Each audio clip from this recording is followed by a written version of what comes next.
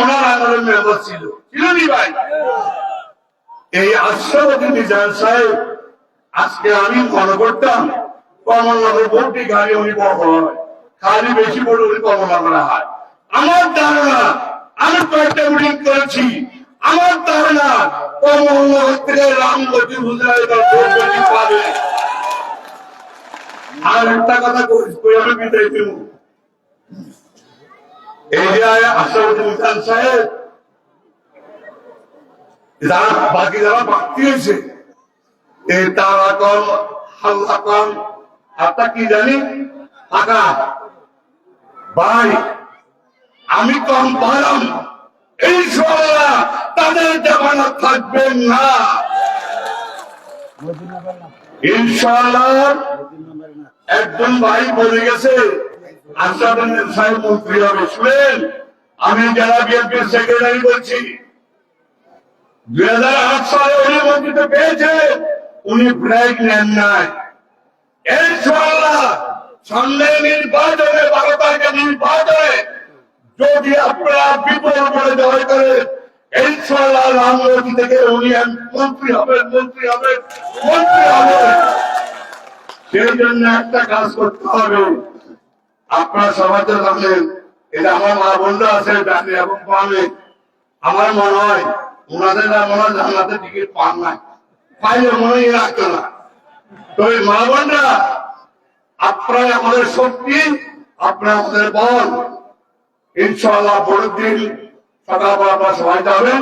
অল্প ধন্যবাদ জানিয়ে এমপি সাহেবকে মাত্র 3-4 মিনিট সময় দিলাম। আসসালামু আলাইকুম। ধন্যবাদ জনাব সভাপতি সাংবাই। আমাদের সভা প্রায় শেষ পর্যায়ে। আমাদের মঞ্চে বিভিন্ন রাজনৈতিক দলের নেতৃবৃন্দ রয়েছেন, বিভিন্ন ইউনিয়ন পরিষদের বর্তমান সাবেক চেয়ারম্যান রয়েছেন, মেম্বারবৃন্দ রয়েছেন। আপনাদের সকলকে আমাদের মাননীয় সংসদ সদস্য পদপ্রার্থী জনাব আলহাজ এবিএম আশরাফুদ্দিন মিজান সাহেব স্পেশালি ধন্যবাদ জানিয়েছেন, অভিনন্দন জানিয়েছেন। সময় স্বল্পতার কারণে কোন এক সময় আপনাদেরকে বক্তব্য দিতে সুযোগ করে দেব। এখন আপনাদের সম্মুখে বক্তব্য রাখবেন আজকের সভার সম্মানিত সভাপতি চরাল ইউনিয়ন পরিষদের সাবেক চেয়ারম্যান জনাব আলহাজ আব্দুল ওয়ারিস সাহেব। জনাব আলহাজ আব্দুল ওয়ারিস সাহেব।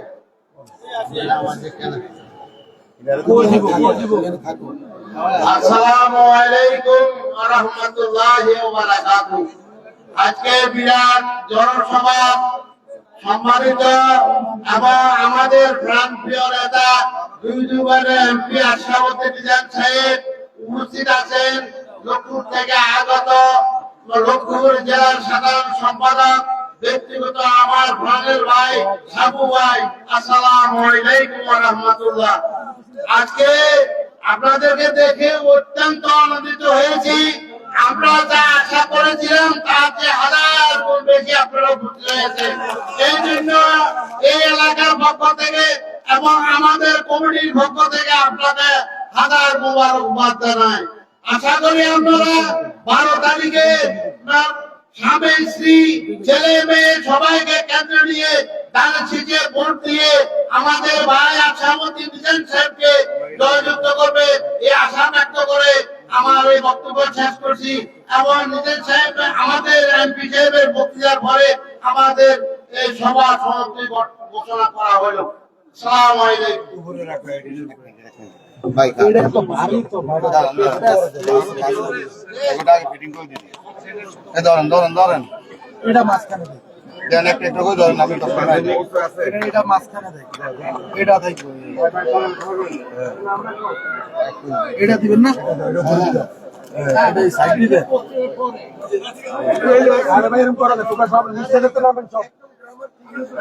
সাংবাদিক এখন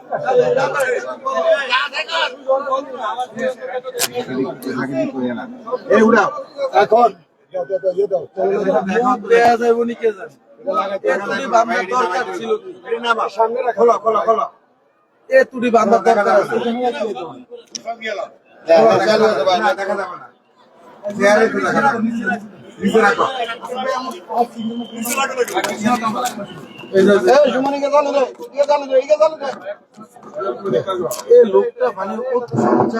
এখন আপনাদের সম্মুখে বক্তব্য রাখবেন যার বক্তব্য শোনার জন্য সেই দুপুর বেলা থেকে বিশেষ করে আমার মা বোনেরা উপস্থিত হয়েছেন।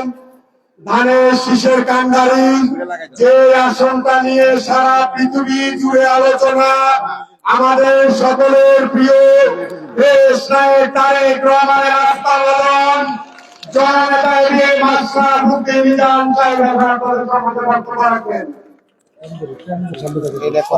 সময় কমিটি লাগান লাগবে না, কিচ্ছু লাগবে না, বাদ দিতে হবে। এটি থাক।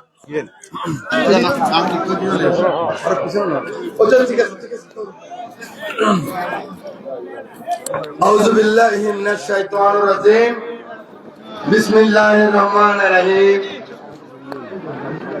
আজকে আমার এই মাতৃকুলে, মাতৃস্থানে, যেখানে আমি জন্মগ্রহণ করেছিলাম, প্রথম হাঁটতে শিখে যে বাজারে বাবার সাথে এসেছিলাম,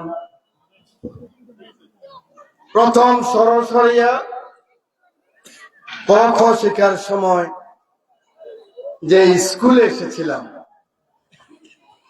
সে স্থানে বক্তব্য দিতে দাঁড়িয়ে যতটুকু আমার স্থির থাকার কথা ছিল, যতটুকু মানসিক শক্তিশালী থাকার কথা ছিল, তার চেয়ে অনেক বেশি আমার আবেগ। সে কারণে আমি কোনো আবেগের কথা বলতে পারবো না, কারণ আবেগের প্রশ্ন তুললেই আমি আজকে বক্তৃতা দিতে পারবো না। আজকে আমার এই বক্তব্যের প্রথমেই, যেহেতু সময় নাই, আমি স্মরণ করছি বাংলাদেশের মাটি ও মানুষের নেত্রী, আপসহীন নেত্রী, মজলুম জননেত্রী, আমার মা দেশ নেত্রী বেগম খালেদা জিয়াকে আল্লাহ যেন তাকে বেহেশতের সর্বোচ্চ মাকাম দান করেন, আমিন। একটু আগে, কিছুক্ষণ আগে আমার পৌর বিএনপির সংগ্রামী সাধারণ সম্পাদক মুর্তজা আল আমিন তার মমতাময়ী মা ইন্তেকাল করেছেন। আমি তার আত্মার মাগফিরাত কামনা করি। ইন্না লিল্লাহি ওয়া ইন্না ইলাইহি রাজিউন। আমি আমার নেতা তারেক রহমানের 31 দফা পরিকল্পনা নিয়ে গত 14 মাস এই রামগতি, কমলনগর, রামগতির পৌরসভার 162 ওয়ার্ডে ঘুরে ঘুরে ওই চারণ কবির মতো আমি আমার মা বোনদেরকে, আমার বাবাদেরকে আমি 31 দফা তারেক রহমানের পরিকল্পনার কথা বলেছি। আমার নেতা এসেছেন 25শে ডিসেম্বর। আপনারা সারা জীবন বৈষম্যের শিকার, আপনার স্বামীর বাড়িতে বৈষম্যের শিকার, বাবার বাড়িতে বৈষম্যের শিকার, বৃদ্ধ বয়সে আপনাদের কষ্টের আর সীমা থাকে না। আমি বলেছি আপনাদেরকে ফ্যামিলি কার্ড দেওয়া হবে, smart family card, smart health card. আমার বাবাদেরকে বলেছি, বৃদ্ধ বাবাদেরকে, আপনাদেরকে আপনাদের যে বয়স্ক ভাতা সেটা স্মার্টলি দেওয়া হবে, কৃষকের কৃষি কার্ড দেওয়া হবে, জেলেদের জেলে কার্ড দেওয়া হবে। আমি বলেছিলাম টেকসই বেড়িবাঁধ, আমি বলেছিলাম আমাদের ভুলুয়া নদী। আমার নেতা তারেক রহমান এই সমস্ত ওনার যে পরিকল্পনা, এই কথাটুকুই বলবেন। অর্থাৎ 54 বছরের যে রাজনীতি, 54 বছরের মানুষের মুক্তির কোন সোপান আসেনি। 54 বছরে আমার মা এই সমাজের কাছ থেকে তার সামাজিক নিশ্চয়তা পাননি। আমার আলেম মসজিদে যাওয়ার সাহস করেনি। বিভিন্ন সময় তাদের উপরে অত্যাচার, নির্যাতন হয়েছে। আমার কৃষক তার কৃষির ন্যায্য মূল্য পায়নি।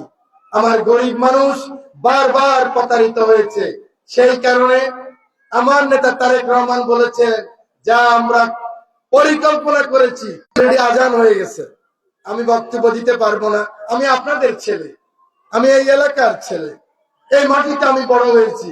আমি আনিস কাকুর চার দোকানে চা খেয়েছি, এই মাঠে সবাই খেলেছে, আমি বসেছিলাম। আমি জীবনে কোনদিন যাত্রা গানে যাইতে পারি নাই। আমি কোনোদিন দিবসে যাইনি, আমি কোনোদিন কারোর সাথে বেয়াদবি করিনি। তিনি কি আমার পক্ষে না বিরুদ্ধে, কথা আমি কোনোদিন প্রশ্ন করি নাই। 28 বছর আছি, আমাকে যিনি বকা দিয়েছে, আমার সামনে আমার বিরুদ্ধে কথা বলে বলে নেচে চলে গিয়েছে, আমি তাদেরকে আবার কাকা বলেছি, আমি বাবা বলেছি। আজকে সেই কারণে আপনাদের ছেলে, আপনাদের ভাই, আপনাদের সন্তান, এই মাটির সন্তান আমি, আমার একটা স্বপ্ন আছে। যেমন তারেক রহমানের 31 দফার স্বপ্ন, আমার একটা স্বপ্ন আছে। আমার স্বপ্ন হলো সকলে মিলে রাজনীতি, এটাকে ইংরেজিতে বলে ইনক্লুসিভ পলিটিক্স। আমি সকলকে মিলে রাজনীতি করতে চাই, অর্থাৎ সকলের কাছে আমি ভোট চাই। কেন? আপনারা কেন আমাকে ভোট দিবেন? আমাকে ভোট দিবেন ওই প্রতিহিংসার রাজনীতি চিরদিনের জন্য কবর দেওয়ার জন্য, প্রতিহিংসার রাজনীতিকে কবর দেওয়ার জন্য, হিংসার রাজনীতিকে কবর দেওয়ার জন্য। অর্থাৎ আপনারা 12 তারিখে আমাকে একটা ভোট দিবেন। 13 তারিখ থেকে যে যার পছন্দ করেন, যে যে দল করেন, আপনি আপনার সেই দল করবেন। আমি কি দিব, আমরা কি দিব, আমার নেতৃবৃন্দরা কি দিব, আপনারা হরতাল করবেন, আমাদেরকে আগের দিন বলে দিবেন, আপনারা হরতাল পালন করবেন, আপনারা আপনাদের কর্মসূচি দিবেন, আপনারা আপনাদের মানববন্ধন করবেন, আপনাদের বিক্ষোভ করবেন। শুধুমাত্র ওই আগের মতো, কখনো আমরা করেছি, কখনো আপনারা করেছেন, আগুন লাগাও, একজনের একজন মারো, দোকান ভাঙো, ভোট দেয় নাই, তারপর ওই বাড়িতে যে আগুন লাগাও, একজন নারীকে ধর্ষণ করো, ওই রাজনীতি চিরদিনের জন্য রামগতি এবং কমলনগরে কবর হবে। এটাই হলো আমার প্রত্যাশা। প্রিয় ভাইয়েরা, প্রিয় মা ও বোনেরা, আশ্বস্ত করতে চাই, আপনারা আপনাদের প্রয়োজনে অফিস করে দেব, প্রয়োজনে আপনাদেরকে বাৎসরিক আমরা ভর্তুকি দেব, আপনারা আপনাদের রাজনীতি করবেন, আবার সংঘবদ্ধ হবেন, সকলকে নিয়ে রাজনীতি করবেন, ওই ইউরোপের মতো, আমেরিকার মতো, লন্ডনের মতো আপনারা আমাদেরকে মালা পরিয়ে দিবেন। তখন আমার মায়ের আর কোনো কষ্ট থাকবে না, আমার বোনের আর কোনো কষ্ট থাকবে না। আপনি আপনার ছেলেকে স্কুলে পাঠিয়ে আর ভয় থাকবে না, সন্ত্রাস থাকবে না, পুলিশকে ঘুষ দিতে হবে না, এসিলেন্টকে ঘুষ দিতে হবে না, রাজনৈতিকবিদদেরকে ঘুষ দিতে হবে না। আপনার অধিকার আপনি ভোগ করবেন। আমার নেতা তারেক রহমান, তার জন্য দোয়া করবেন। তিনি মানবিক বাংলাদেশ চাই, হকের বাংলাদেশ চাই, ইনসাফের বাংলাদেশ চাই, গণতন্ত্রের বাংলাদেশ চাই। সেই কারণে আগামী 12 তারিখ যদি আপনার রায়টুকু, আপনার দোয়াটুকু আপনারা ধানের শীষে দেন, আমার নেতা তারেক রহমান যে সরকার গঠন করবে, সেই সরকারের মাধ্যমে আমাদের স্বাধীনতা, সার্বভৌমত্ব রক্ষা হবে, ইসলামিক মূল্যবোধ রক্ষা হবে, হক রক্ষা হবে, মানবিক বাংলাদেশ হবে, ইনসাফ হবে। আপনাদের সকলকে শুভেচ্ছা। নাম নিতে পারি নাই, আপনারা আমাকে ক্ষমা করে দিবেন। অনেক নেতৃবৃন্দ আছে, আপনাদের কাছে দোয়া চেয়ে, নির্বাচনে পরাজিত হয় আর জয়লাভ করি, এটার মালিক কে? পরওয়ারদিগার। এই আজানের সময় আল্লাহকে বলি, হে আল্লাহ, হে পরওয়ারদিগার, যদি আমি হকে থাকি, ইনসাফে থাকি, যদি রামগতি কমলনগরের মানুষকে আমার সন্তানের থেকে বেশি ভালোবাসি, তাহলে তুমি আমাকে কামিয়াব করো। আমি যেন মানুষের মধ্যে আমাকে বিলীন করে দিতে পারি। আমার জানাজা যেন রামগতি কমলনগরে সবচেয়ে বড় জানাজা হয়। এটাই আমার নাজাত, এটাই আমার জান্নাত। এই জান্নাতের প্রার্থনা করে আমার বক্তব্য শেষ করছি। আল্লাহ হাফেজ। বাংলাদেশ জিন্দাবাদ।